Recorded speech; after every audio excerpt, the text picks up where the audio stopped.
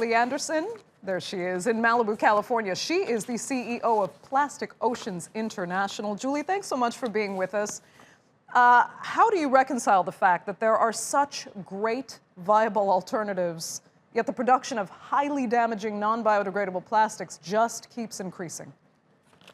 And this really comes down to the power of the oil industry and companies that are continuously pushing plastic at a lower cost, making it harder to access these new alternatives. And so where we at Plastic Oceans are constantly focusing on the consumer and the power of the consumer to buy better packaging, buy better products, and support these new alternatives that are available and really empower them and hold these companies accountable to continue to push for better products.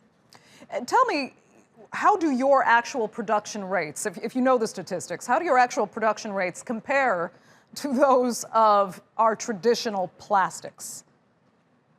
The role in terms, I don't know the numbers exactly on the production levels, but it is exponentially more than what the alternatives are right now. And so that is where we're creating that shift and putting that power back into the consumer to really put that choice, highlight what choices are better, highlight the products that they should be choosing, and really exposing how they hold the accountability for these companies. Fair enough. I mean, you need to get beyond being what some might consider kind of a niche industry. You know, for those that are environmentally minded, it kind of only exists for them. It needs to become mainstream.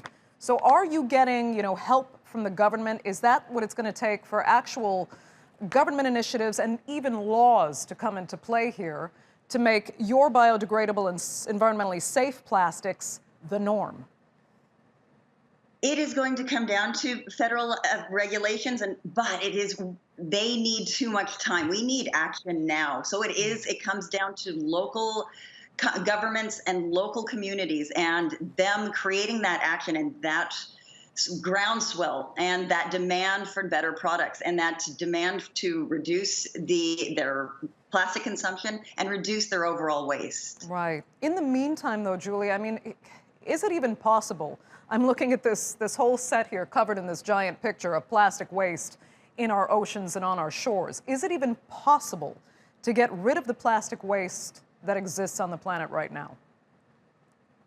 Is it possible? It's a big challenge. I'm an optimist and I say yes, but it's going to take all of us working together. We need to highlight the power of individuals and communities and cleaning up. And as you're showing, this is change. And what the pandemic has shown us is that we can create massive change. The governments can support change, push vaccines through, and that same type of coordinated support and collaboration is what we need to end plastic pollution. I want to go back to the beginning then quickly before I leave you. I mean, there's obviously disproportionate influence among the big producers, the oil companies, and that they've made this so cheap and easy to supply traditional plastics.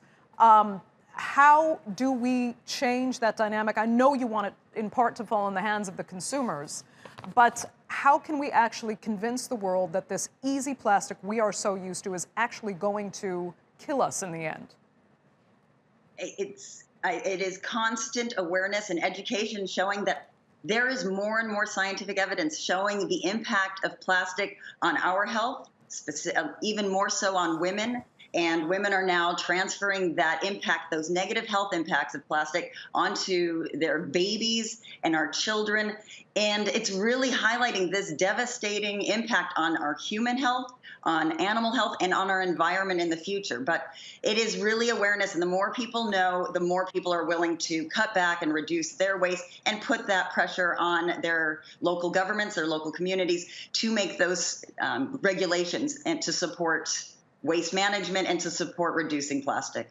Julie Andersen, we're going to have to leave it there. Thank you so much for being with us there from Malibu, and best of luck. Let's hope this initiative really takes hold.